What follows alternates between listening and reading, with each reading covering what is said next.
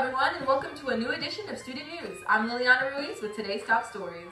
Top story for today: Carmichael has become tired of the Student Nonviolent Coordinating Committee's theory of love and nonviolence. I'm calling for independence, self-reliance, and black nationalism. You can find it in my book, Black Power, on Amazon. Thank you. No further questions. John F. Kennedy was the 35th U.S. president and a leading supporter of the Civil Rights Movement.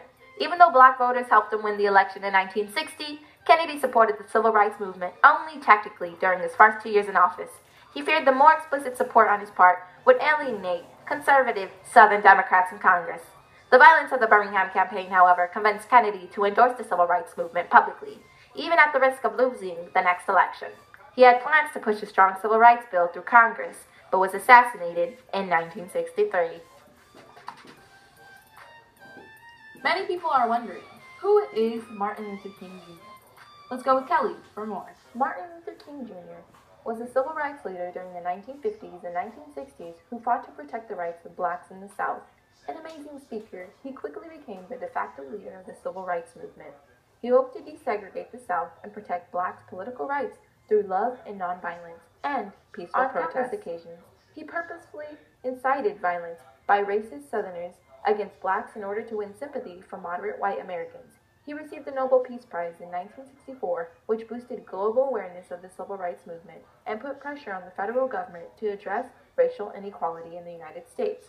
However, King's efforts were cut short when he was assassinated by James Earl Ray in Memphis, 1968.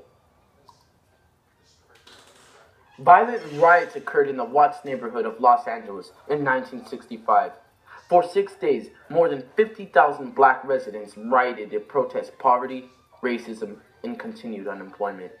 It took 20,000 National Guardsmen to end these riots, and more than 30 people died in the mayhem.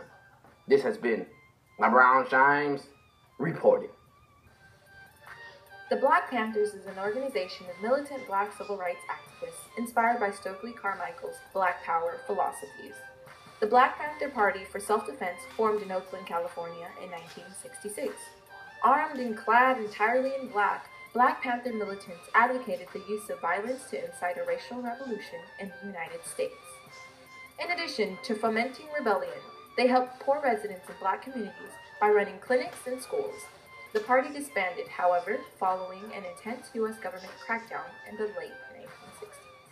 Rosa Parks, a college-educated seamstress who effectively launched the first peaceful protest of the civil rights movement.